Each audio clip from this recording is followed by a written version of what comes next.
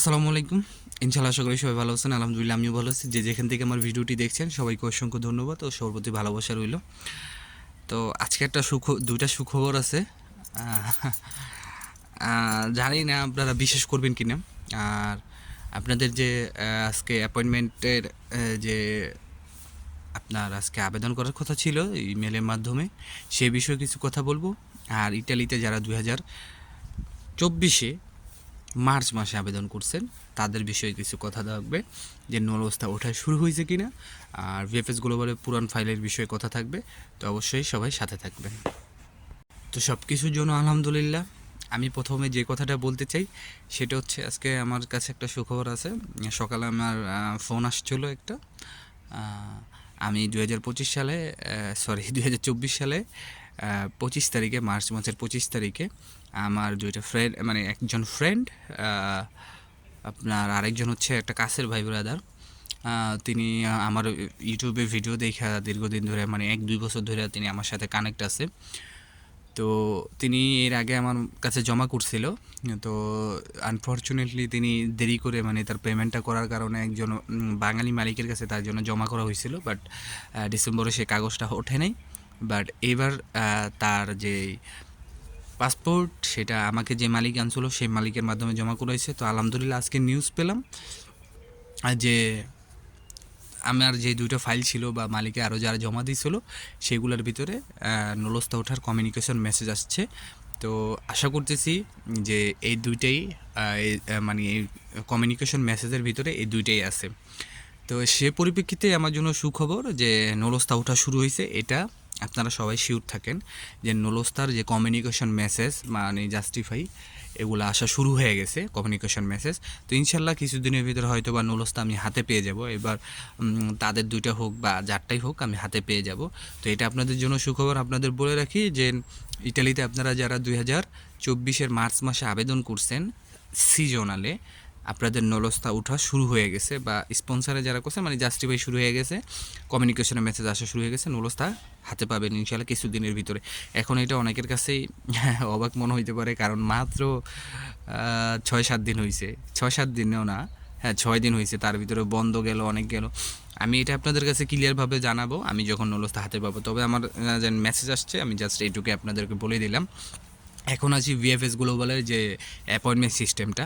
দেখেন, কালকে রাত্রে 9টা বাজে আমি অ্যাপয়েন্টমেন্টের জন্য ইমেল করছি।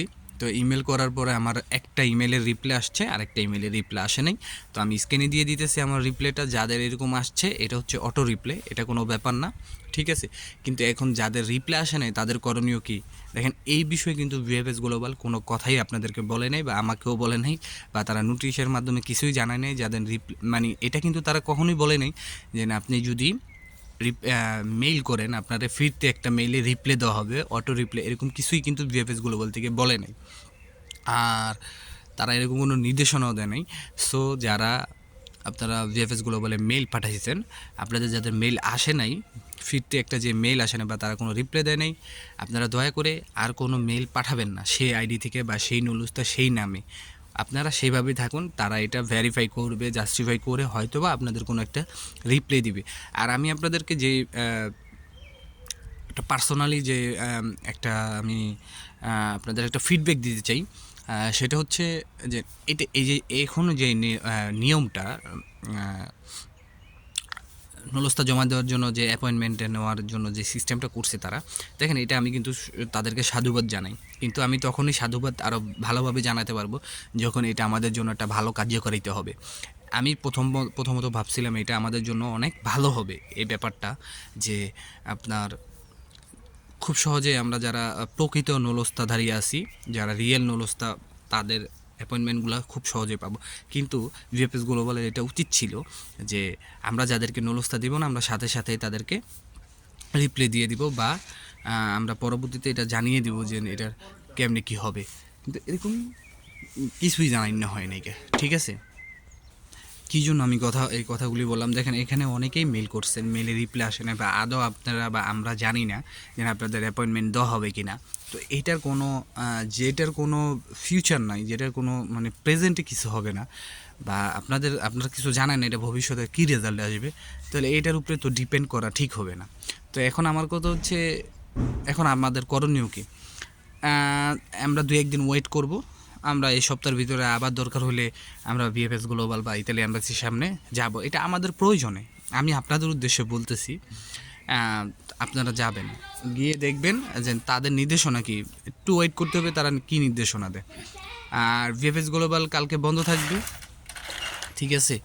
আর পুরনো যে ফাইল, সেই ফাইলের বিষয়ে একরকমই কথা, যে আপনার এখন তুই যেরকম আছে সেরকমই থাকবে, যেহেতু তারা বলছে যে না, আমাদের যে 2-3টা ভাই গেছিল ভিতরে, তাদের মুখ থেকে আমরা শুনছি যে পুরাতন ফাইলগুলি 1-2 মাসের ভিতরে দেওয়া হবে।